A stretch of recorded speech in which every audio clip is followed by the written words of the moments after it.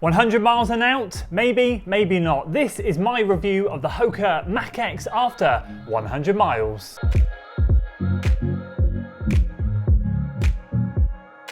So I received this shoe in October, courtesy of ProDirect. It was sent to me for the purpose of review, and already we've hit over the 100 mile mark. I've been loving the Hoka Mach X, but is it time for me to shelve it, or shall we carry on? Well, first of all, let me apologise for the state of this shoe. We're going to be going through the wear and tear, how I've been using it, and then of course, will I use it moving forwards, and what comparisons I can make to other long run shoes, because that's mainly where we've been using it. So if you're excited for today's video, guys, make sure you give it a like, share it with your friends, subscribe to the channel for weekly running content. Let's start with the wear and tear. So let's jump in straight to the wear and tear. If you can see past some of the dried up crusty mud, which I do apologise for, this is fresh off a run from a couple of days ago. It's been drying out. I need to give it a bit of a dust off, but the weather here in the UK is atrocious. Puddles are unavoidable, and yeah, the state of the shoe just showcases how bad it is. But in terms of the upper, wear and tear is brilliant. There are no snags, no frays, no tears in this shoe whatsoever. It's holding up really, really well. But the most exciting part about this wear and tear section is the midsole. After 100 miles, it's holding up brilliantly. So as we know, this is one of the first shoes this year, along with the Rocket X, to introduce their new peba midsole. And I can say that it's still as soft and bouncy as it was when I got it out of the box. The midsole is holding up, really, really nicely. Just finished off a long run in it on the weekend, and it was just a delight to run in. Still feeling really good, really soft, really bouncy, and I am loving it. Outsole traction is very, very thin rubber, but again, in these wet conditions, it's doing really well. I should note, if you're interested in more specification information on this shoe, head back onto the channel and check out the first impressions review, where I go through a full technical overview of the shoe and how it's constructed and built.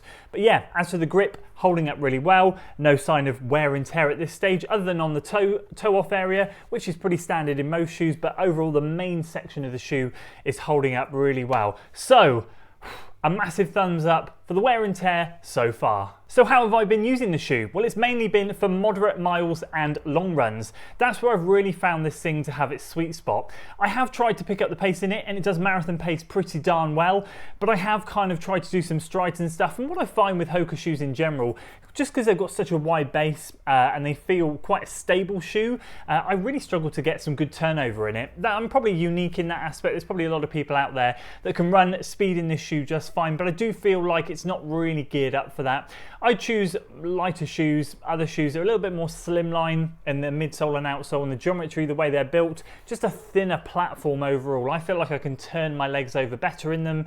So I've never really pushed the pace in this thing too much, but where this sweet spot is that cruising pace. I haven't found a better shoe, bar the Hyperion Max this year, that cruises at my zone 2 moderate paces better than this thing. That's why it's gravitated or gone over the 100 mile mark already in such a short space of time. And I do have a lot of shoes in for testing, or that I'm trying to put miles in. This thing is something that I've gone to for a lot of my miles. So yeah, moderate zone 2 miles I find is a sweet spot. I don't tend to take it out on easy runs, although I'm sure it would be lovely. And as I said, pushing up to marathon pace, that would be fine as well. But I really do find that position just before marathon pace and up to marathon pace the absolute sweet spot for this shoe. And I probably said sweet spot a million times. So then we'll answer the question, will I continue using this shoe moving forwards? Is it now time to shelve the shoe, or has it got plenty more life in it? At the moment, I'm going to just put it down for a bit, just to get a few more shoes up to a decent number of miles, but this is not a shoe that is going to be shelved in any way, shape or form. This has plenty of life left in it, and you wouldn't believe how grateful I feel for that. Now, as I mentioned in a previous video, I think it was a running awards video, if you haven't seen that, go check that out. I mentioned in there that Hoka's lineup for 2024, they're still persisting in a lot of their shoes with EVA midsoles, albeit they've gone to this super critical EVA, but ultimately at the end of the day, a lot of us know that EVA midsoles, in particular theirs, do break down rather quickly. They do have a short shelf life.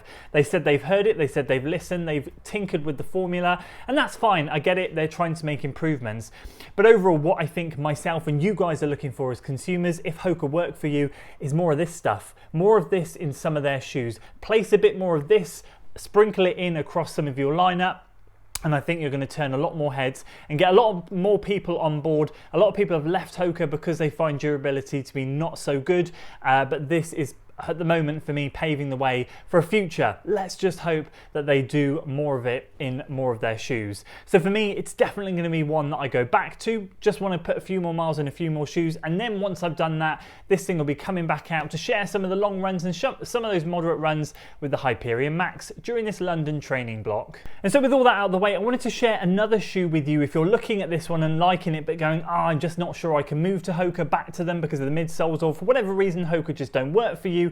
There's another shoe in my rotation this year that I've really found a massive similarity, and that is the OnCloud Flow 4. Now, interestingly, this is more designed for speed work, and it was in my speed day category of the year. It was an honourable mention, and I do find that I can go faster in this shoe than this one. I've done a lot more workouts in it, but I have also done some moderate miles, and I did an incredible 2-hour moderate long run in this shoe, and it was an absolute dream.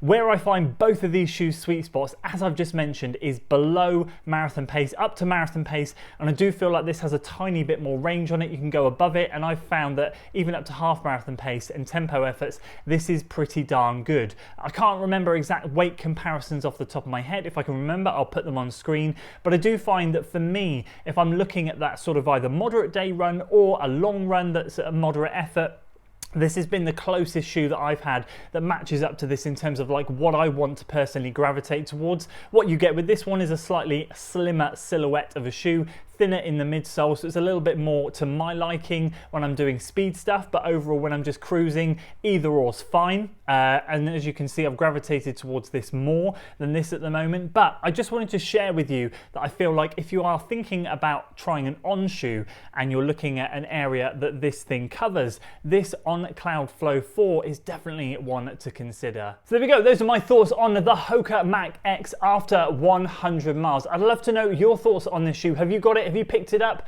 I heard a lot of positivity on my first impressions reviews, but of course, whenever I talk about Hoka shoes, especially in the Cliftons, so many of you chip in and say, hey, look, durability is just not there, and I'm not prepared to invest in a Hoka shoe until they sort that out. Well, let me tell you, the Mach X is changing things, as I'm sure the Rocket X is as well in terms of racing shoes, and I've only heard positivity about that one as well. So I really would love to try and test that at some point. So just bear in mind, fingers crossed, we might see a bit more sprinkling of peba. I can't see it in 2024 after we've seen what they're doing at the running event. We've seen a lot of their shoes, have been a lot of coverage on the internet for that lately, but hopefully in 2025 maybe we might see more of this appear in some of their running shoes. And if we do, it will be a massive turning point, because for me, the Mach X is definitely worth every single penny if you're considering investing in it. Anyway, those are my thoughts on the Mach X after 100 miles. As I said, love to hear your thoughts. Drop them in the comments below. It'd be great to hear from you down there. How many miles have you put in yours, and how are you finding them so far? That's it from me today, guys. I hope you enjoyed the video. If you did, please do consider giving it a like, share it with your friends, and of course, subscribe to the channel for weekly running content, and I'll see you in the next one. Until then.